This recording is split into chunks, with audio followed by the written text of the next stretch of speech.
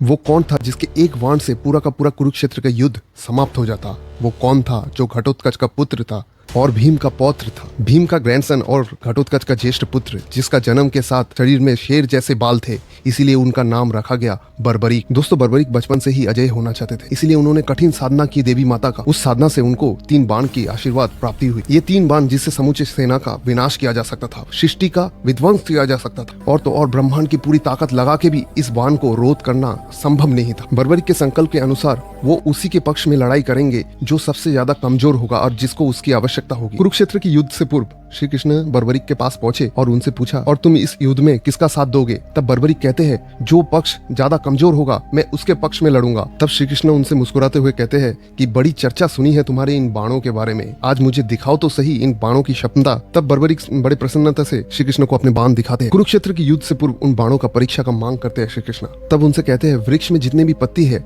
उनको भेद के दिखाओ मुझे। आज्ञा अनुसार बर्बरीक अपनी बाण चलाते हैं। यथार्थ रूप में एक ही बाण से सारे पत्ते भेद जाते हैं और एक बाण श्री कृष्ण के पैर के चारों तरफ घूमने लगता है। तब बर्बरीक प्रभु से कहते हैं, कृपया करके अपना पैर हटा लीजिए, अन्यथा ये बाण आपको हानि पहुंचा सकते हैं। तब श्री कृष्ण समझ जाते हैं बर्बरीक की बाण की क्षमता कितनी है। तब कृष्ण समझ जाते हैं कि उनके रहते हुए बर्बरीक कौरवों की तरफ से लड़ाई करेंगे और इसका परिणाम पांडवों की हार होना निश्चित होता है। तब श्री कृष्ण बर्बरीक को आग्रह करते हैं इस युद्ध में भाग नहीं लेने के लिए। बर्बरीक अपने बात से अटल थे और वो इस धर्म युद्ध में पीछे रहना पसंद नहीं कर रहे। अंत में श्री कृष्ण ने कहा, अब तो एक ही राह शेष रह गई है, तुमको गुरु दक्षिणा देना पड़ेगा। तो बर्बरीक कहते हैं, जथा आज्ञा प्रभु। बर्बरीक ने गुरु दक्षिणा देने का वादा कर दिया। फिर क्या था, कृष्ण ने समाज, संसार और प्रकृति के हित के लिए बर्बरीक का शीश मांग लिया। बर्बरीक ने वासुदेव से आग्रह किया, भगवान, संसार का सबसे बड़ा युद्ध होने जा रहा है, मैं ये युद्ध अपनी आंखों से देखना चाहता हूँ। इसके बाद उस महान योद्धा ने वचन का पालन करते हुए अपना शीश उतार के श्री कृष्ण के चरणों पर रख दिया। प्रभु ने भी अंतिम इच्छा पूरी करने के लिए उनका शीश को एक पहाड़ी के ऊपर रख दिया ताकि वो पूरा युद्ध अपनी आंखों से देख पाए। इस भीषण त्याग की वजह से वासुदेव प्रसन्न होकर उनको एक आशीर्वाद दिया, द्वापर के खत्म होने के पश्चात कलयुग में तुम मेरे नाम से पूजे जाओगे। इसी वजह से आज के टाइम पे